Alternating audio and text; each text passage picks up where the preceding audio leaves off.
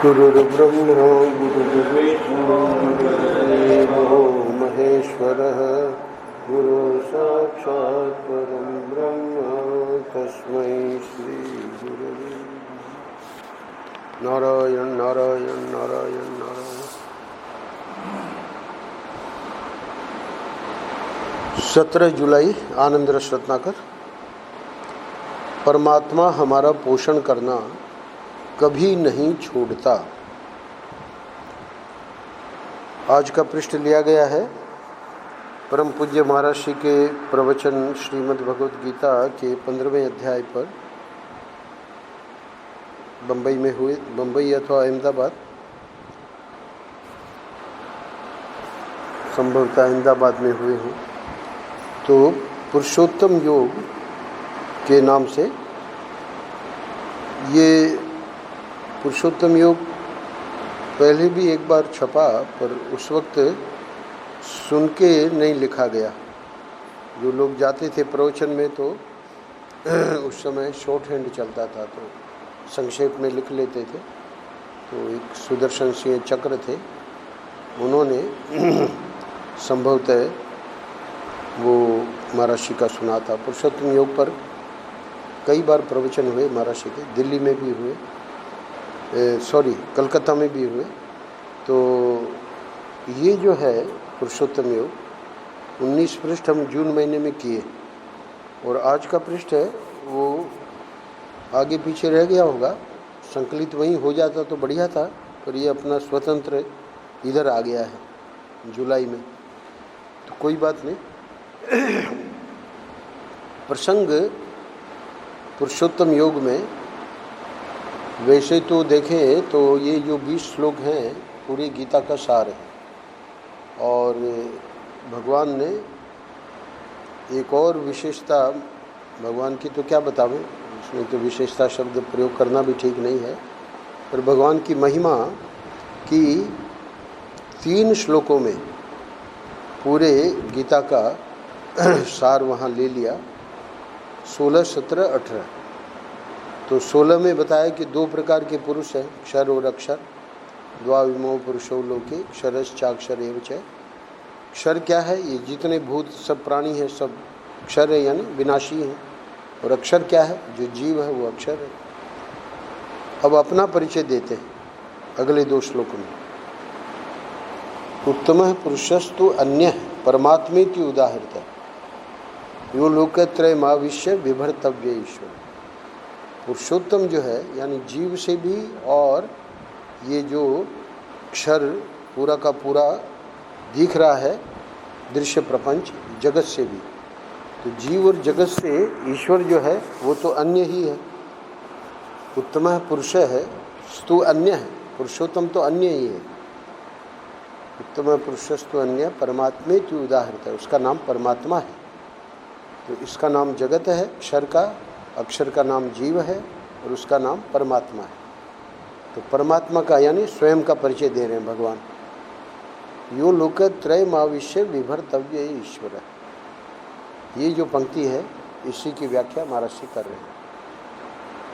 तीनों लोकों में रहकर आविष्ट होकर विभर्ति यानी भरण पोषण करता है, धारण पोषण करता है। और 2 बातें और बताई अपने बारे में।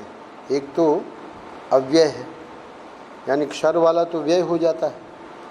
अच्छा, जीव भी अगर ज्ञान हो जाए तो जीव ब्रह्म हो जाता है, यानी जीव फिर जीव नहीं रहता, जैसे महात्मा लोग जो ईश्वर कोटि के संत हैं। पर ये जो परमात्मा है वहाँ कोई न तो क्षर है न अक्षर है, वो तो दोनों से अलग ही है। तो इसलिए वो अव्यय है। अव्यय है यानी उसमें कभी प्रश्न ही नहीं है कि भाई ये कभी न कभी जाके उसका विनाश हो जाएगा, ऐसा संभव ही नहीं है। प्रलय में भी वो परमात्मा बना रहता है। और ईश्वर है, ईश्वर है यानी सर्व समर्थ है। तो इसको दोनों शब्दों को अंत में लेंगे महाराज श्री। अभी ये जो पंक्ति है, यो लोकत्रयमाविश्य बिभर्ति, तीनों लोकों में रहकर धारण पोषण करता है। वो धारण पोषण कैसे करता है, इसी संदर्भ में महाराज श्रुति यानी वेद भगवान की एक छोटा सा मतलब उदाहरण दे के और वेद भगवान क्या कहते हैं परमात्मा के बारे में वो बात बताकर और फिर ये बताएंगे कि परमात्मा हमारा पोषण करना कभी नहीं छोड़ता। क्या मतलब हुआ? यानी कि भाई जो धर्मात्मा है, साधन भजन कर रहे हैं, उनका तो कल्पना करो कि वो पोषण कर रहा है, और जो दुष्ट हैं और जो है ना आतंकवादी हैं उनका नहीं कर रहा है। ऐसा नहीं है। हमारा परमात्मा हमारा पोषण करना कभी नहीं छोड़ता, कैसा भी क्यों न हो। माँ के बच्चे हैं तो माँ सबसे प्यार करती है। माँ के लिए ऐसा नहीं है कि वो बच्चा जो योग्य नहीं है तो उसको हमें नहीं रखना है, कुछ नहीं, उसको भी रखती है। तो कभी कभी बच्चे अंग्रेजी में कहते हैं मेंटली रिटार्डेड, यानी उनकी मानसिक जो होना चाहिए, रामदेव के एक बालिका है शायद, तो उसका उम्र में तो बड़ी हो गई पर जो मस्तिष्क है वो नहीं डेवलप हुआ। तो ऐसे भी बच्चे हो जाते हैं, पर माँ जो है उसका भी भरण पोषण करती है। तो ऐसे ही ठाकुर जी जो है उनके लिए तो पूरी सृष्टि उनकी संतान है। तो इसलिए कह रहे हैं कि हम कैसे भी क्यों ना, दुष्टों की बात छोड़ो, हमारे में भी बहुत सारे दोष हैं, पर ऐसा नहीं है कि हमारा पोषण करना। तो पोषण का मतलब अभी बताएंगे महाराज श्री कि पंच महाभूत जो हैं, तो पंच महाभूतों से ही हमारा पोषण हो रहा है। तो उसका संबंध हमारा निरंतर बना हुआ है। एष सेतुर्विधरण है। श्रुति कहती है ये परमात्मा स्वयं भवसागर में डूबते प्राणी के लिए पुल बन गया है। सेतु का अर्थ है पुल, और एष यानी परमात्मा। तो वेद भगवान परमात्मा के लिए कह रहे हैं कि परमात्मा मानो पुल बन गया है। पुल बनकर क्या कर रहा है? भवसागर में डूबते प्राणी के लिए पुल बन गया है। तो प्राणी डूब रहा है और वहाँ उसको पुल मिल जाए तो पुल पे चढ़ के और अपना निकल जाएगा भवसागर से। तो स्वयं परमात्मा ही पुल है, भगवान ही धर्म की मर्यादा बनकर आता है। तो दूसरे शब्दों में ये पुल है क्या? हम अपने जीवन में धर्म जब अपना लेते हैं, है ना, तो वो परमात्मा ही धर्म की मर्यादा बनकर आता है। ये करता क्या है परमात्मा, उसको आगे बता रहे हैं। जिसे वह यानी परमात्मा अपने समीप बुलाना चाहता है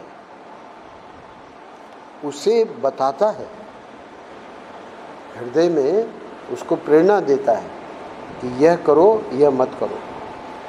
कोई काम हम करने जा रहे हैं, तुरंत अंदर से आवाज़ आएगी ये मत करो, हम रुक जाएंगे, बाद में सोचेंगे अरे ये तो बहुत अच्छा हुआ, है ना, कर देते तो बहुत गलत हो जाता। ये खाओ ये मत खाओ, खाने पीने के बारे में भी, है ना। एक कोई ले आए थे अमेरिका से, तो हमको बोले कि गुरुजी शायद कॉफ़ी लेते थे, तो बोले कि कॉफ़ी में डाल दिया कर, उससे मीठा हो जाएगा। गुरुजी डायबिटीज़ थी तो बिना चीनी का ही लेते थे।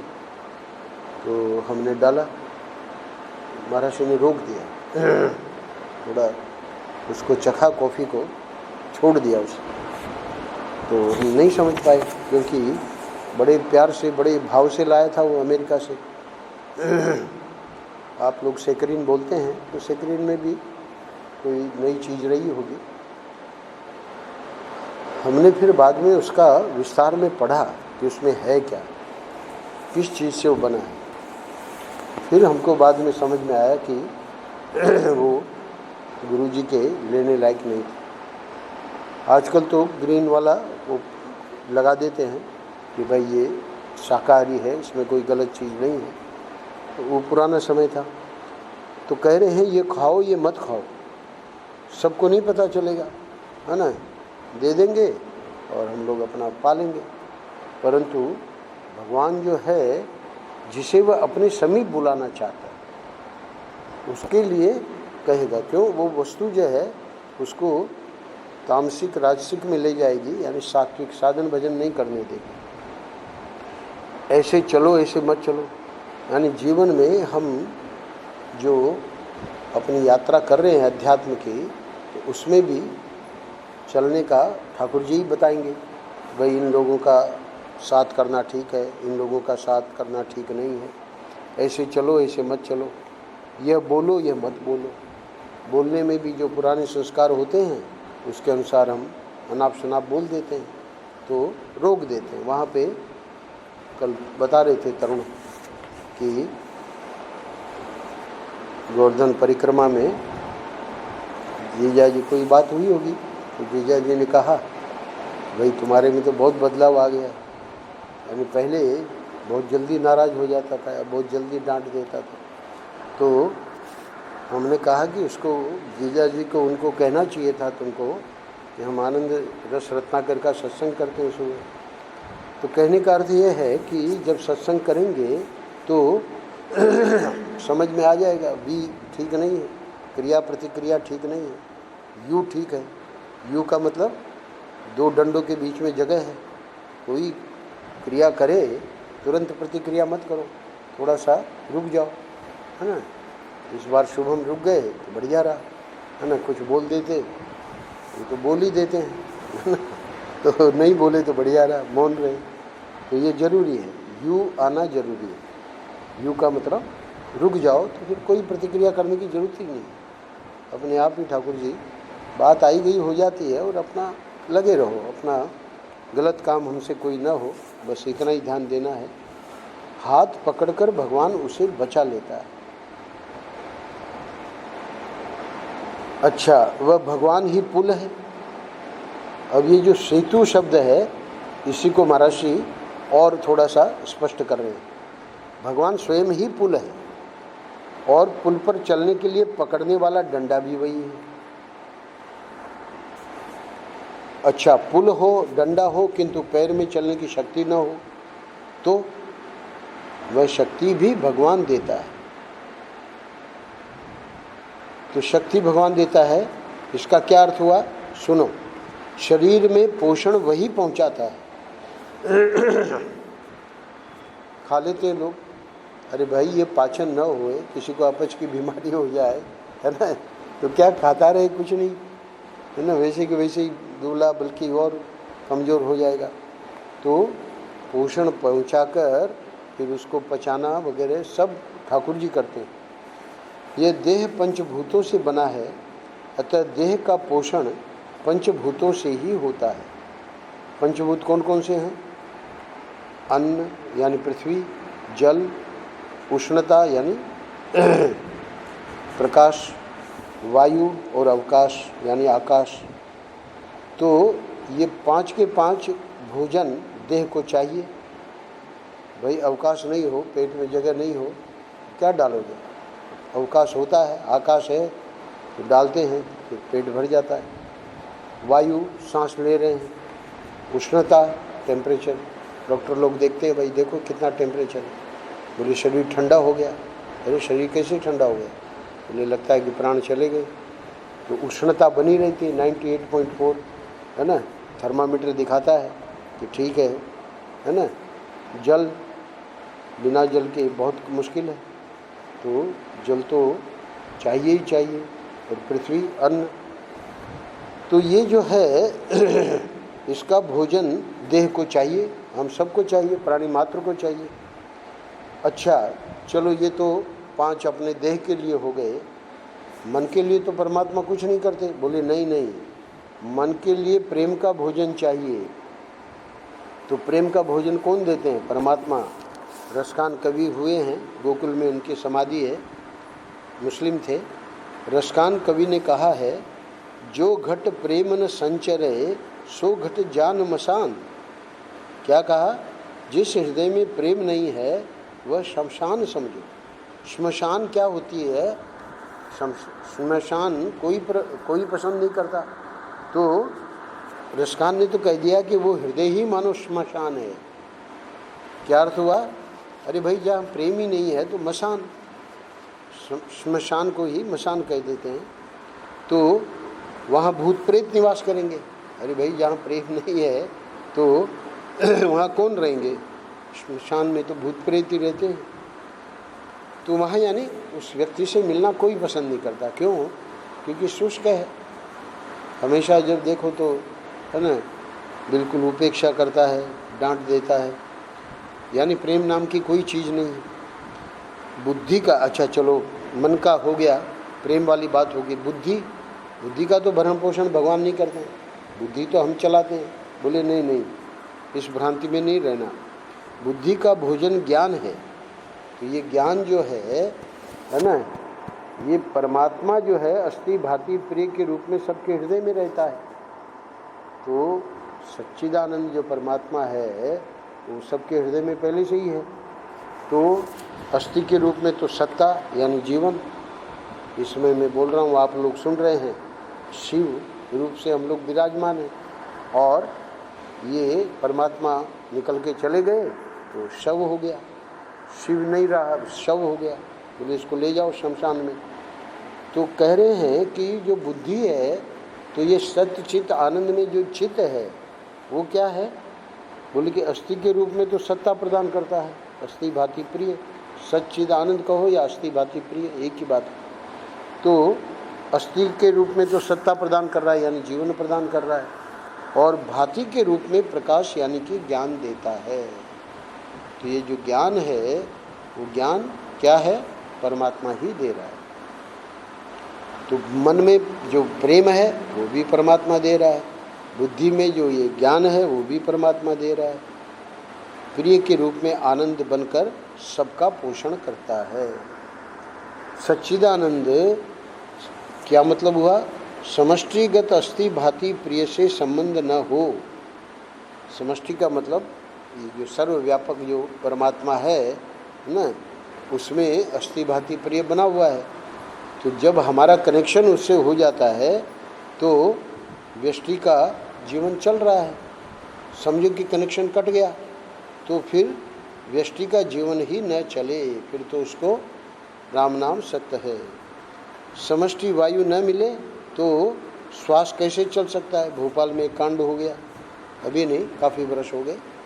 एक साइड बैटरी का जो फैक्ट्री थी वहीं से कुछ ऐसी पॉइजन वाली वायु लीकेज हो गई। वहाँ जो आसपास के लोग थे, मतलब वो सांस लेना कठिन हो गया क्योंकि वो पॉइजन मिल गया वायु में। हजारों लोग मर गए और कितने ही अंग भंग हो गए, क्या क्या हो गया। मतलब वो पॉइजन का असर हुआ बहुत। तो कहने का मतलब समष्टि वायु न मिले तो श्वास कैसे चल सकता है? और पर्यावरण दिल्ली में बड़ी समस्या है, कह रहे हैं कि बहुत ही दूषण हो गया पर्यावरण का। अब महर्षि वो जो पंक्ति मैंने सुनाई उस पंक्ति को लेकर बता रहे हैं। परमात्मा तीनों लोकों में प्रविष्ट होकर सबको पुष्टि देता है। यो लोक त्रय माविश्य, तीनों लोकों में, है ना, प्रविष्ट होकर सबको पुष्टि देता है। अच्छा, पुष्टि शब्द जो प्रयोग कर रहे हैं यानी मूल में जो श्लोक में है उसका थोड़ा अर्थ हमको समझा दीजिए। तो महर्षि पुष्टि का अर्थ समझा रहे हैं। पुष्टि का अर्थ है कि हमसे भूल पर भूल होती चली जाती है। जैसे हमसे पैर रखने तक में भूल होती है। भाई पैर हम ठीक तरह से रखते, अभी कमल जी को चोट लग गई थी, है ना, नहीं लगती, भूल हो गई, देखा नहीं वहाँ क्या था, पत्थर था। तो अच्छा, हम बोलने, हंसने, बैठने, चलने, सोचने, समझने, सब में भूल ही भूल करते रहते हैं। बोलने में क्या भूलें होती है बाद में पता लगता है ना, भाई गलत बोल गए, ऐसा नहीं बोलना चाहिए। हंसने में माता जी डांट रही है और दो जने हंस रहे हैं पीछे से खड़े हुए, हंसने में भी भूल है। बैठने में, चलने में, बैठने में महात्मा लोग कहते हैं कैसे बैठो, पाँव पसार के बैठ गए, महात्मा सामने बैठे, ऐसे थोड़ी बैठना चाहिए। चलने में, है ना, चलने का भी एक ढंग है। सोचने समझने में, सोचने समझने में तो भूल ही भूल होती है। तो परम पूज्य महाराज श्री अगले वाक्य में कह रहे हैं कि ये तो होती ही रहेगी, पर ये सब होने पर भी परमात्मा हमारा धारण पोषण बंद नहीं करता।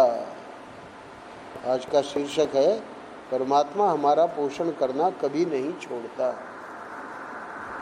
भाई भूल कर रहे हो तुम, अब हमको हमारा तुमसे कोई संबंध नहीं है, ऐसा कभी परमात्मा नहीं कहेगा। परमात्मा इतना दयालु है, इतना करुणा वर्णालय है कि बस वो तो जो है प्रेम ही करता रहेगा। आगे और स्पष्ट करेंगे महाराज श्री, बिल न चुकाए जाने पर भी परमात्मा की ओर से आने वाली बिजली की लाइन नहीं कटती। तो बिल नहीं चुकाया मतलब यानी जो हमको ये सांस दे रहा है उसका हम याद तक नहीं करते, बल्कि हमको कोई कहते मंदिर चलो और बैठ कर टीवी देख रहे हैं, नहीं चलना है हमको मंदिर, हम भगवान में मानते ही नहीं हैं। हमारा श्री ने कहा कि वो एक जो चूहा था तो डर के महात्मा के पास गया बोले क्या बात है, बोले बिल्ली से बहुत डर लगता है। बिल्ली बना दिया महात्मा ने चूहे को। फिर बिल्ली फिर गई, बोले कुत्ते से बहुत डर लगता है, कुत्ता बना दिया। फिर वो कुत्ता गया, बोले सियार से बहुत डर लगता है, सियार बना दिया। सियार फिर गया, बोले सिंह से डर लगता है, सिंह बना दिया। अब सिंह ने सोचा कि मैं तो, उसको ध्यान में था कि मैं तो चूहा था, है ना, फिर बाद में बिल्ली, बाद में कुत्ता, बाद में सियार और अब सिंह बन गया, तो मैं तो महात्मा का बनाया हुआ सिंह, तो ये तो कल इसके मन में आवेगी तो फिर ये कुछ गड़बड़ कर देगा, है ना, चूहा बना देगा। तो सिंह ने बड़ी बुद्धिमानी करी। क्या बुद्धिमानी करी? बुद्धिमानी यानी उसकी समझ में, तो उसकी समझ में क्या बात आई कि महात्मा को ही ख़त्म कर दो। अब तो सिंह बन गया ना, तो जैसे ही गरज के महात्मा पे झपटा, महात्मा ने कहा पुनर्मूषको भवः, फिर से तुम चूहा बन जाओ, वापस चूहा बन गया। तो कहने का अर्थ है कि जिसने हमको ये सब जीवन दिया उसी के लिए लोग कहते हैं कि हम मानते ही नहीं हैं। ठाकुर जी क्या होते हैं, भगवान क्या होते हैं, हम भगवान में नहीं मानते। तो इसलिए महाराज जी कह रहे हैं कि बिल न चुकाए जाने पर भी परमात्मा की ओर से आने वाली बिजली की लाइन नहीं कटती।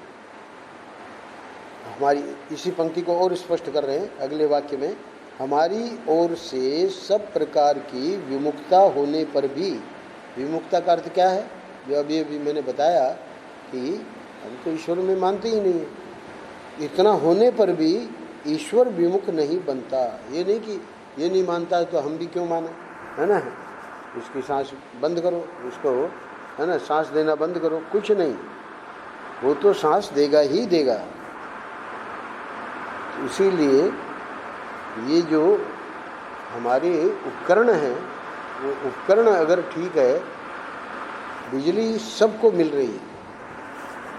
अब बिजली जब सबको मिल रही है तो कोई अच्छा कार्य करता है, कोई बुरा कार्य करता है, ऐसा क्यों? तो उपकरण जैसा है। अब कोई ऐसा पंखा लगा दिया जो बिगड़ा हुआ है, तो बिजली उसमें चला दी तो वहाँ पे शॉर्ट सर्किट हो जाएगा, है ना, एकदम विस्फोट हो जाएगा। तो उपकरण अगर ठीक है तो बढ़िया, गाड़ी बढ़िया चल रही है, वही समझाने जा रहे महाराज जी। और जब हमारा उपकरण ही गड़बड़ है तो बिजली तो रहेगी, उसका जितना जो प्रारब्ध है शरीर का वो आया है, उम्र लेके उतनी उम्र उसकी रहेगी, पर उसमें वो दुखी बना रहेगा। तो वो परमात्मा उसे दुखी नहीं कर रहा है, वो उसका अपना जो उपकरण है वो गड़बड़ है। परमात्मा तो विद्युत की भांति है, तो विद्युत जो है वो सब में जा रही है, इसलिए कह रहे हैं कि बिजली नहीं काटते।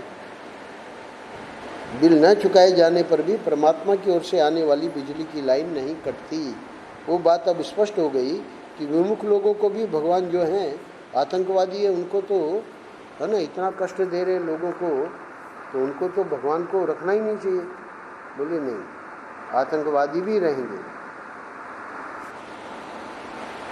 बच्चा, दृष्टांत देके समझा रहे, बच्चा माँ को मारता है, नोचता है, दांत से काट भी लेता है, छोटा है भी, अबोध बालक है, किंतु माता उसे चपत भले मार दे। ऐसा नहीं है कि आतंकवादियों की खबर नहीं लेते, उनकी भी खबर लेते हैं, चपत मारते हैं कभी कभी, है ना। पर ये कहो कि दूध पिलाना बंद कर दे माँ, ये तो बनेगी नहीं बात। चपत मार देगी पर दूध उसको जरूर पिलाएगी। तो इसी प्रकार परमात्मा हमारा पोषण करना कभी नहीं छोड़ता है।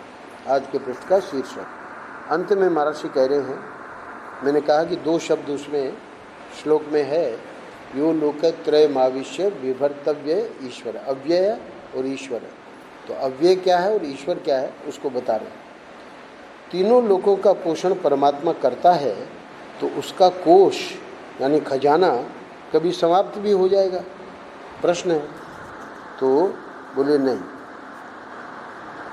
प्रश्न क्या है कि कभी बिजली की कटौती के समान पोषण में कटौती करेगा।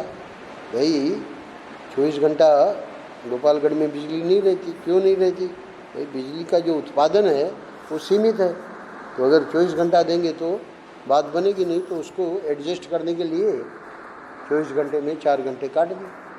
तो वही कह रहे हैं कि कभी बिजली की कटौती के समान ठाकुर जी भी शायद पोषण में कटौती उनको करनी पड़ेगी। बोले वो समस्या आवेगी ही नहीं। क्यों नहीं आवेगी? नहीं, उसका कोष कभी घटता नहीं। भाई वहाँ बिजली की कटौती इसलिए हो रही है क्योंकि उत्पादन की कमी है। भारत में जनसंख्या ज़्यादा है और उतना उत्पादन नहीं हो रहा है, तो क्या करें? बोले कटौती करो। तो अब ठाकुर जी के कोष की क्या बात है?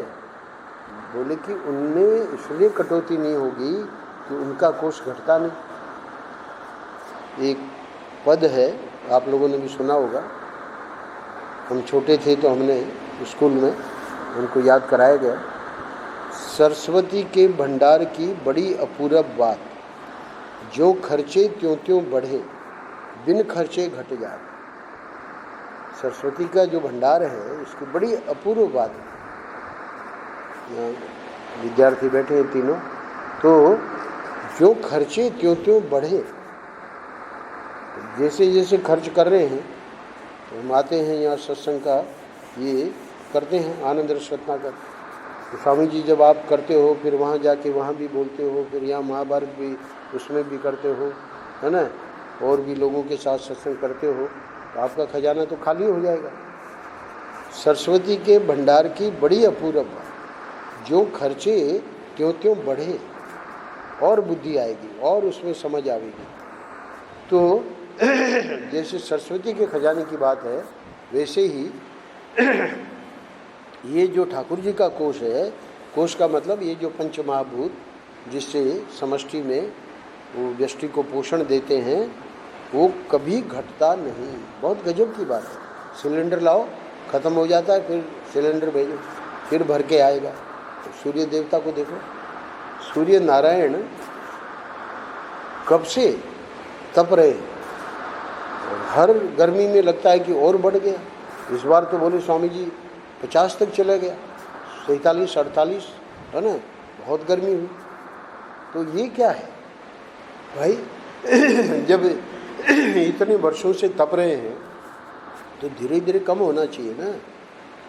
सिलेंडर हमारा ख़त्म हो जाता है, उनका कोष कभी घटता नहीं। अब व्यय है, व्यय होता ही नहीं। अच्छा, व्यय नहीं हो पर उसके कोष को कोई लूट लेगा, चुरा लेगा। बोले कि लूट ले चुरा ले तो तब जब उनमें सामर्थ्य न हो, है ना। पर ईश्वर है शब्द आया, मूल में ही भगवान कृष्ण कह रहे हैं कि ये जो परमात्मा है वो अव्यय भी है और ईश्वर भी है। ईश्वर का क्या अर्थ है? क्योंकि ईश्वर है यानी परमात्मा देश काल वस्तु सबका स्वामी है। तो स्वामी जो होता है, राजा जो होता है, उसको कोई भय नहीं होता। अभी तो आजकल के तो जो राजा है उनको थोड़ा फिर भी भय रहेगा, और पहले के राजा जो होते थे उनका जैसे ईश्वर होते हैं वैसे उनका अभिषेक किया जाता था और उनको ईश्वर माना जाता था। वो प्रजा का पालन करते थे, उनमें ईश्वरीय गुण भी होते थे, कौन से, जैसे धर्मराज युधिष्ठिर वगैरह ऐसे राजा जो हुए हैं, भगवान राम, तो भगवान तो चलो राम तो अवतार थे, पर इसके अतिरिक्त जो राजा हुए हैं उनमें एक से एक बढ़ के राजा शिवी, कबूतर उनकी शरण में आया, अपना मांस काट के दे दिया। तो ऐसे ऐसे राजा होते थे पहले। तो वो जो सबका स्वामी जो होता है उसको किसी का भय थोड़ी होता है उसको किसी का भय नहीं होता।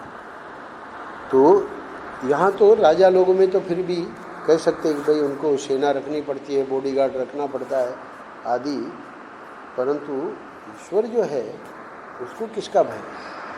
वो तो ईश्वर ही है, सबका स्वामी है।